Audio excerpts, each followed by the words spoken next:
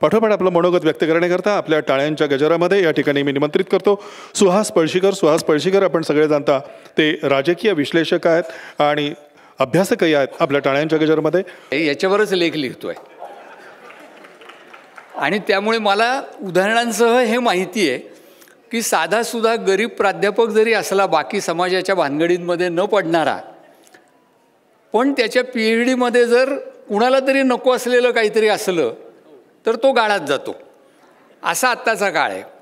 अशा वेळेला आणि ज्या वेळेला समाजापुढे अनेक समस्या आहेत की ज्या समस्यांची चिकित्सा व्हायला पाहिजे, ज्या समस्यांबद्दल प्रश्न विचारले जायला पाहिजेत, अशा वेळेला हे संशोधन केंद्र आपण जर सुरू करत असाल तर मला असं वाटतं की त्याला नक्कीच तरुणांचा, की ज्यांना या संशोधनाची जास्त गरज आहे, त्यांचा भरघोस प्रतिसाद मिळेल.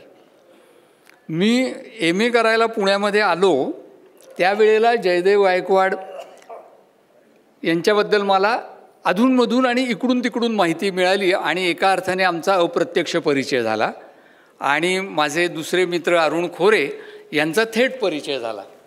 आणि तेव्हापासून एका अर्थाने या दोघांची वाटचाल आणि त्यांच्याबरोबर असलेल्या इतर सहकाऱ्यांची वाटचाल मी पाहत आलेलो आहे. विशेषतः जयदेव गायकवाडांनी संविधानाबद्दल जे लिखाण केलेलं आहे, दलित पॅन्थरबद्दल अलीकडे जे लिखाण केलेलं आहे, ते पाहिल्यानंतर मला असं वाटतं की खुद्द बाबासाहेब आंबेडकर, त्यांचं चरित्र आणि त्यांचे विचार याच्या पलीकडे जाऊन आणि आंबेडकरी चळवळ आणि आंबेडकरी विचार यांच्या देखील पलीकडे जाऊन बाबासाहेब आंबेडकरांना जे समाजातले प्रश्न डाचत होते तेच प्रश्न आजसुद्धा आहेत का, याचा शोध हे केंद्र घेऊ शकेल. आणि त्या दृष्टीने त्यांना शुभेच्छा देत असतानाच मला असंही वाटतं की आत्ताच्या ह्या चर्चासत्रासाठी त्यांनी हा जो विषय दिलेला आहे, संविधान आणि लोकशाही पुढची आव्हानं, तो देखील एका अर्थाने त्यांच्या या संशोधन केंद्राची दिशा, त्याच्यापुढे असलेली महत्त्वाकांक्षा यांचं निदर्शन देणारा आहे. आम्हाला संविधानाची आत्ता सगळ्यांना प्रत दिली. तुम्ही उल्लेख केला संविधानाची प्रत दिल्यानंतर इथे व्यासपीठावरती असलेल्या पिढीचा, की जी पिढी 95 पासून सुरू होते आणि 60च्या आसपास बहुतेकांच्या बाबतीमध्ये पाहिलं तर थांबते. एका अर्थाने ही सरती पिढी आहे आणि त्या सरत्या पिढीने हे संविधान टिकवण्याचं काम आत्तापर्यंत केलेलं आहे. ते पडलं नाही. पण इथून पुढचं आव्हान जे आहे ते हे संविधान जास्त सशक्त कसं होईल याचं आहे आणि कदाचित टिकेल का याचं सुद्धा आहे. आणि त्यामुळे ह्या विषय जो आहे संविधान आणि लोकशाही हा एका अर्थाने एकत्र जोडलेला आहे. असं काही नाही आहे की संविधान वेगळं आहे आणि लोकशाही वेगळी आहे. आणि या दोन्हीचे पडता काळ आपल्याला आज जर आपण मागे वळून पाहायला लागलो तर असं दिसतं की साधारणपणे 88, 89, 90 या दरम्यान संविधानाचा आणि भारतातल्या लोकशाहीचा पडता काळ सुरू झाला. झालं असं की त्याच्यानंतर अचानक मंडलच्या निमित्ताने जो उद्रेक झाला आणि त्यातून बहुजन समाजातून जे नेतृत्व पुढे आलं, बहुजनवादी राजकारण सुरू झालं, त्यामुळे त्या सगळ्या धामधुमीत हा जो धोका संविधानाला आणि लोकशाहीला 90च्या आसपास निर्माण झाला होता त्याच्याकडे बऱ्याच जणांचं आणि आमचं राज्यशास्त्राच्या विद्यार्थ्यांचं सुद्धा दुर्लक्ष झालं. आणि जेव्हा नंतर मग त्या धोक्याने जास्त गंभीर स्वरूप स्वीकारलं आज, तेव्हा आपण डोळे उघडून त्याची चर्चा करायला लागलो. आणि त्यामुळे मला असं वाटतं की आजचा प्रश्न हा लोकशाहीच्या केवळ पडत्या काळाचा नाही आहे, तर लोकशाही पुढच्या पेचप्रसंगाचा काळ आहे. काय हा पेचप्रसंग आहे? 2-3 गोष्टी फक्त लक्षात घेतल्या की हा पेचप्रसंग काय आहे ते तुमच्या लक्षात येईल.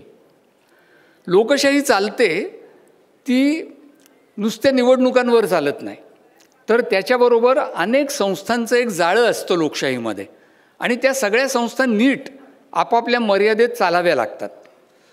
त्या केवळ सरकारी संस्था नसतात किंवा ते केवळ न्यायमंडळ, विधिमंडळ, कार्यकारी मंडळ एवढंच नसतं, तर पोलीस असतील, सरकारी प्रशासन असेल, सरकारच्या पलीकडे माध्यमांसारख्या संस्था असतील, हे सगळेजण लोकशाहीला पोषक अशा पद्धतीने वागतात का, काम करतात का? ते जर करत नसतील तर लोकशाही पुढे पेचप्रसंग निर्माण होतो. आपला आत्ताचा काळ जो आहे तो असा काळ आहे की संस्था आहेत, नको इतक्या संस्था सरकारी आणि बिनसरकारी तयार झालेल्या आहेत, पण त्या आयदर एकतर आपल्या मर्यादेत राहत नाहीत, उड्या मारून बाहेर जातात आणि नको त्या गोष्टी करतात, किंवा त्यांनी लोकशाहीसाठी जे करायला पाहिजे ते त्या करत नाहीत. हा तो पेचप्रसंग आहे. संविधान आहे आणि बरेच लोक असं म्हणतील की संविधानाप्रमाणेच बहुतेक सगळं चालतं, संविधानाप्रमाणे निवडणुका होतात, संविधानाप्रमाणे सरकार निवडून येतं आणि मग ते संविधानाप्रमाणे काम करतं. पण ज्याचा बाबासाहेबांनी ओझरता उल्लेख केला आहे आणि जे त्यांच्या स्वतःच्या आणि संविधानाच्या आकलनामध्ये मध्यवर्ती आहे, ती संविधानाची नैतिकता किंवा संवैधानिक नैतिकता, कॉन्स्टिट्यूशनल मोरॅलिटी, ती कुठे आहे? आज जर तुम्ही गेल्या काही वर्षांचा आढावा घेतलात तर तुम्हाला असं दिसेल की आपल्या अवतीभोवती राष्ट्र नावाच्या एका कल्पनेचा जोरदार गजर सतत चाललेला असतो.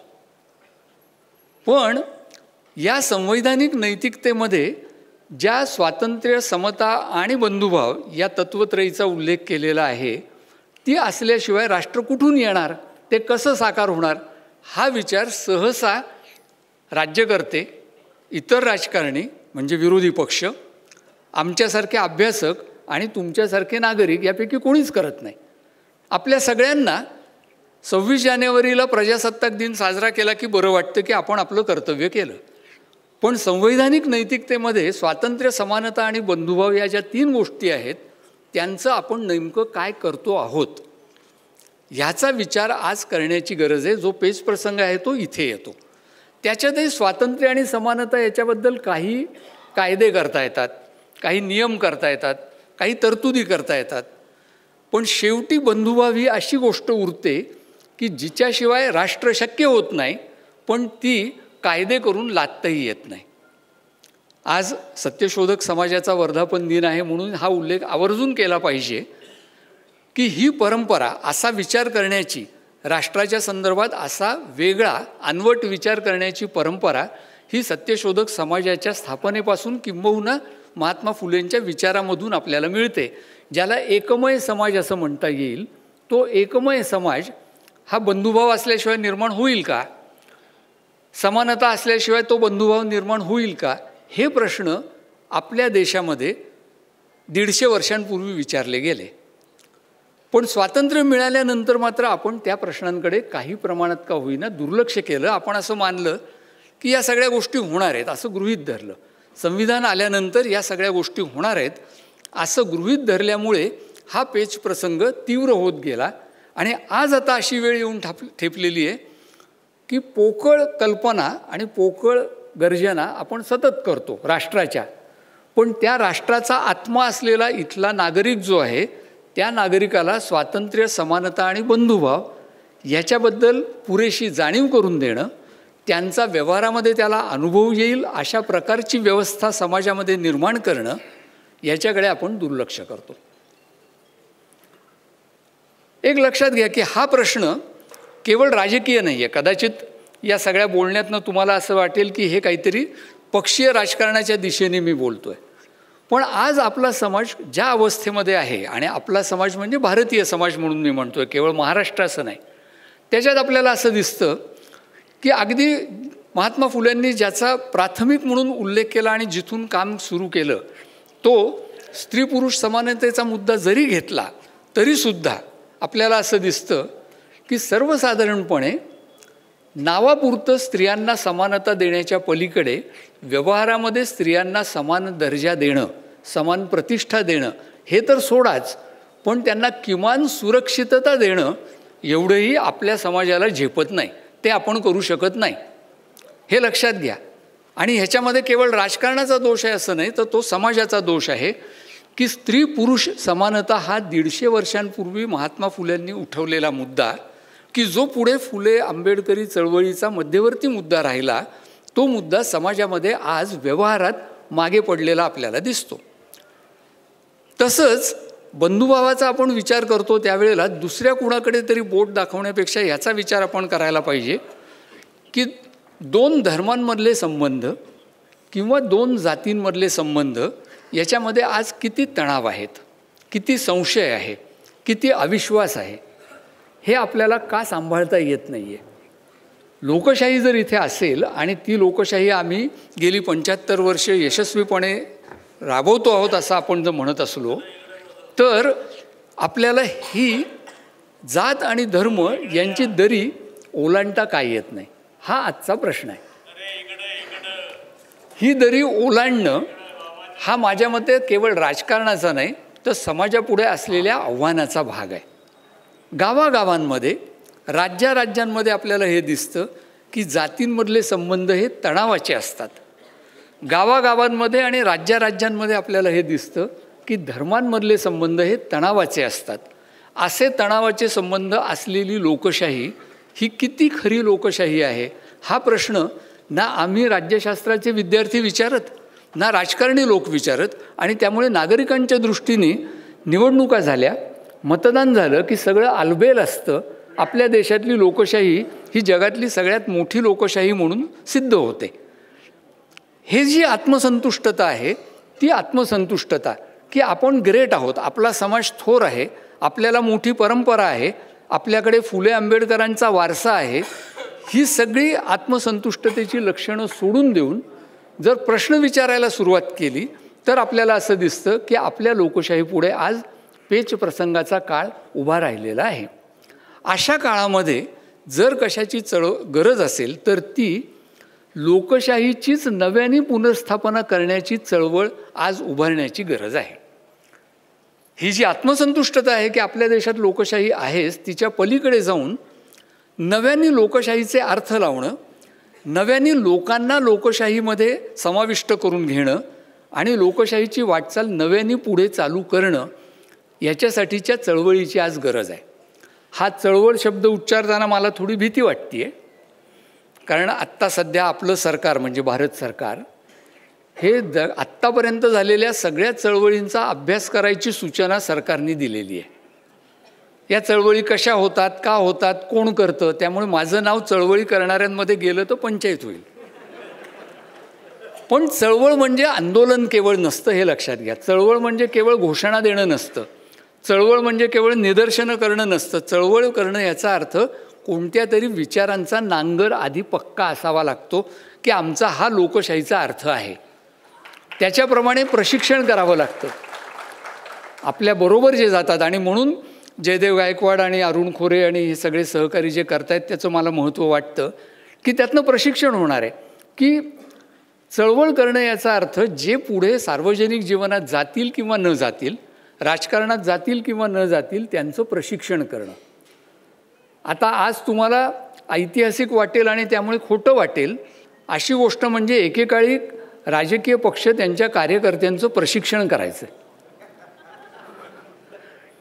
आता कार्यकर्ता झाला की त्याला तिकीट कधी मिळतं एवढीच काळजी असते आणि त्यामुळे प्रशिक्षणासाठी कुणाकडे सवड नसते. पण चळवळ जर करायची असेल आणि लोकशाही टिकवायची असेल तर चळवळ करावी लागेल.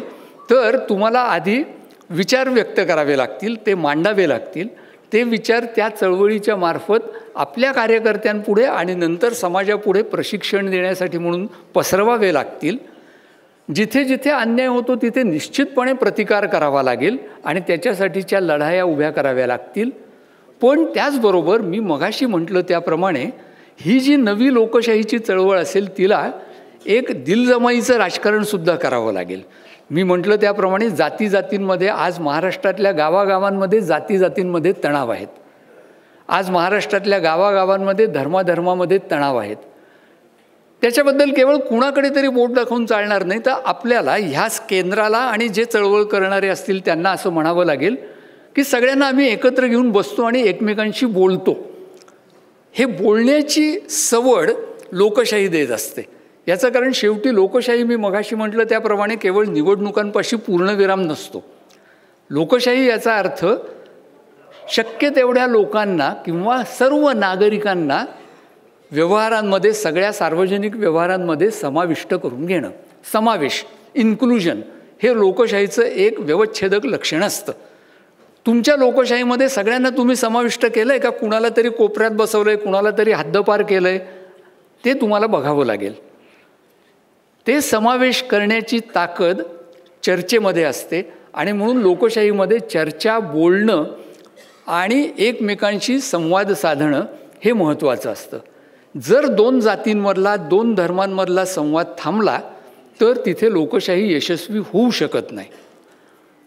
ही जी लोकशाही आहे त्याच्यासाठीची चळवळ हे इथून पुढच्या काळातलं, तुम्ही त्याला सोशल रिसर्च सेंटर जरी म्हटलं तरीसुद्धा त्या सेंटरचं, तुम्ही त्या सेंटरचे भाग नसलात तरी नागरिक म्हणून आपलं सगळ्यांच्या पुढचं मुख्य आव्हान असणार आहे.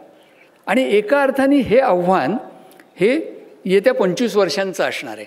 हा जो अजेंडा आहे, ही जी कार्यपत्रिका आहे ती उद्याची परवाची 2 वर्षांची नाही आहे. कारण जे नुकसान गेल्या 30-35 वर्षांमध्ये झालं आहे आणि खास करून जे नुकसान गेल्या 10 वर्षांमध्ये झालेलं आहे त्याच्यावरती जर मात करायची असेल तर 25-30 वर्षांचा काळ डोळ्यापुढे ठेवून येत्या पिढीचे स्टेक्स, येत्या पिढीचा सगळा इथल्या आयुष्याचा गाभा जो आहे तो या लोकशाहीमध्ये अडकणार आहे. आणि त्यामुळे आर्थिक प्रश्न जरी कितीही महत्त्वाचे असले, आणि ते निश्चितपणे महत्त्वाचे आहेतच, तरीसुद्धा आज जर तुम्ही मला असं विचाराल की येत्या 25 वर्षात आपल्या देशापुढचा मुख्य प्रश्न कुठला आहे, तर मला असं वाटतं की ती या देशातली लोकशाही जतन करण्याचा, नवी घडवण्याचा, संवैधानिक नैतिकतेच्या पलीकडे जाऊन सुद्धा लोकांच्या जीवनामध्ये लोकशाही नावाचं तत्त्व हे व्यवहाराचा भाग म्हणून, राजकारणाचा भाग म्हणून प्रचलित करण्याचं आव्हान, हा तो प्रश्न आहे. तो प्रश्न आपण सगळेजण जर सांभाळू शकलो, तो आपण सगळेजण जर हाताळू शकलो, तर मला असं वाटतं की आपल्याला या सगळ्या महानायकांच्याबद्दल बोलण्याचा, तर आपल्याला सत्यशोधक समाजाच्या वारशाचा गौरव करण्याचा अधिकार आहे. तसं जर नसेल तर केवळ बोलायचीच कढी आणि बोलाचाच भात असं होईल. ह्याची जाणीव त्यांनीच शिकवलेल्या मार्गाने जर आपण गेलो तर होईल. कारण त्यांनी शिकवलेला मार्ग जो आहे तो प्रश्न विचारण्याचा मार्ग आहे, तो चॅलेंज करण्याचा मार्ग आहे, कुणाचीही सत्ता स्वीकारण्याचा मार्ग नाही आहे, तर चिकित्सा करण्याचा मार्ग आहे. आणि चिकित्सा हाच अभ्यासाचा आणि संशोधनाचा सुद्धा गाभा असतो. म्हणून पुन्हा एकदा या doctor Babasaheb Ambedkar social research सेंटरच्या कामाला शुभेच्छा देतो आणि आपली रजा घेतो. धन्यवाद.